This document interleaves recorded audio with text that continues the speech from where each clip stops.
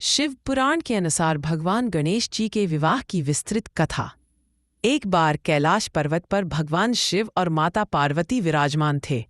उनके दोनों पुत्र भगवान गणेश और कार्तिकेय अत्यंत तेजस्वी और गुणवान थे। एक दिन दोनों भाइयों के बीच यह चर्चा उठी कि पहले विवाह किसका होना चाहिए। कार्तिकेय बोले, मैं बड़ा और पराक्रमी हूँ, अतः पहले मेरा विवाह होना चाहिए। गणेश जी ने कहा, मैं सदैव माता पिता की सेवा में रहता हूँ, इसलिए पहले मेरा विवाह होना उचित है। दोनों के तर्क सुनकर माता पार्वती और भगवान शिव मौन हो गए और विचार करने लगे कि इस प्रश्न का न्यायपूर्ण समाधान कैसे किया जाए। भगवान शिव ने दोनों पुत्रों की परीक्षा लेने का निश्चय किया। उन्होंने कहा, जो सबसे पहले संपूर्ण पृथ्वी की एक परिक्रमा कराएगा, उसी का विवाह पहले किया जाएगा। यह सुनते ही कार्तिकेय अपने मोर वाहन पर सवार होकर तुरंत निकल पड़े। वे पर्वतों, सागरों और द्वीपों का भ्रमण करने लगे। गणेश जी यह देखकर शांत मुस्कुराने लगे, क्योंकि उनका वाहन तो छोटा मूषक था। गणेश जी की बुद्धिमत्ता की लीला। गणेश जी ने मन ही मन विचार किया, मेरा वाहन छोटा है, पृथ्वी की परिक्रमा करने में बहुत समय लगेगा, पर यदि मैं इस बात का गूढ़ अर्थ समझ लूं तो विजय निश्चित मेरी ही होगी। फिर वे माता पार्वती और भगवान शिव के चरणों में पहुंचे और उनके चारों ओर 3 बार परिक्रमा की।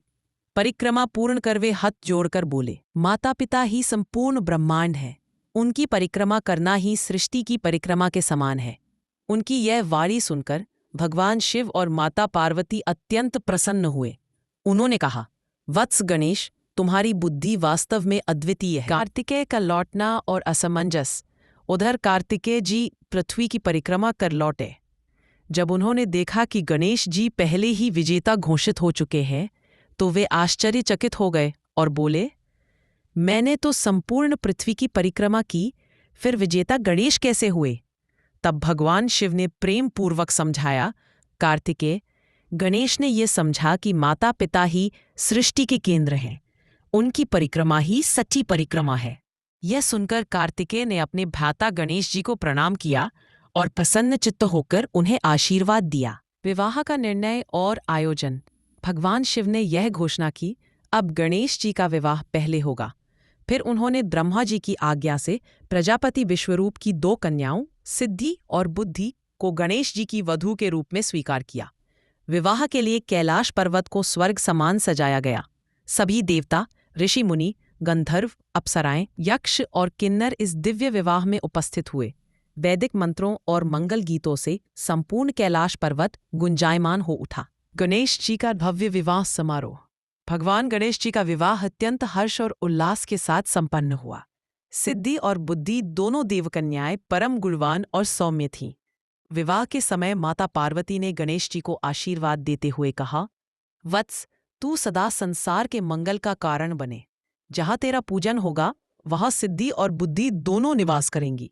गणेश जी ने विनम्रता से माता पिता के चरणों में प्रणाम किया और कहा, माता पिता का आशीर्वाद ही मेरे लिए सबसे बड़ा वरदान है।